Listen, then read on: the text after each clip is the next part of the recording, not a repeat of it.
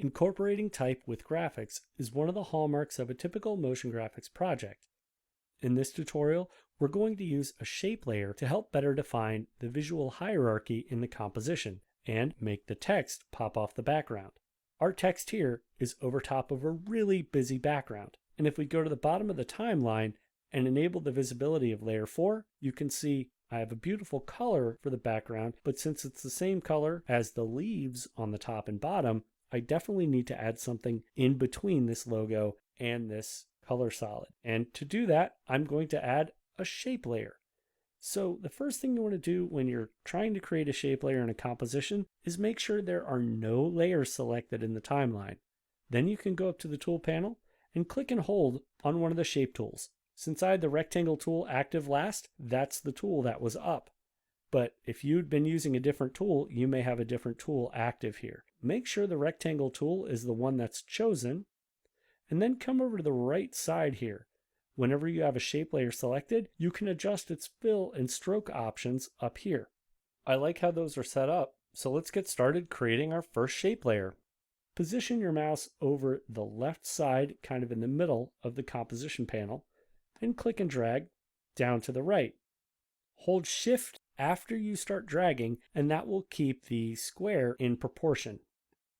Once you've drawn something similar to this, you can go ahead and let go of your mouse and let go of Shift. Now we can look at the shape layer in the timeline. Shape layers have their own icon, and they also have contents. And this contents was rectangle 1 because that was the tool I had chosen to use. If we open the options for rectangle 1, notice rectangle 1 has its own transform options. So let's open up those transform options. And under the rotation parameter, let's go ahead and scrub the rightmost rotation parameter. Notice this rotation for rectangle 1 is rotating around the center of the shape itself. I'll press Ctrl-Z on Windows or Command-Z on the Mac to undo that last rotation. And let's collapse the transform for rectangle 1. Open the transform options for the layer and then click and drag on the rotation, and you notice now the shape is actually rotating around the center of the composition. So again, I'll press Ctrl-Z on Windows or Command-Z to undo that last setting. To position the rectangle in the middle of the composition panel, open the transform options for rectangle 1 and change the position to 0 on the X, and then press Tab to move to the Y, and let's change that to 0 as well. And we can press Enter to set.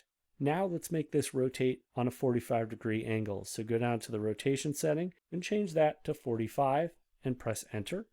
Now you may notice that we need to make this shape larger. So all we have to do is just click and drag to the right on the scale parameter.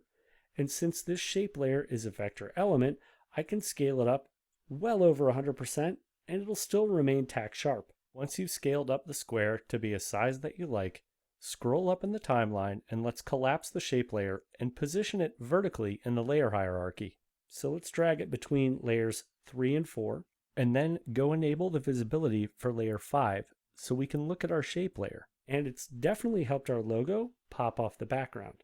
So having multiple transform properties available using shape layers gives you access to an extra hierarchy of transform properties. This does come in handy when it comes time to create complex animation.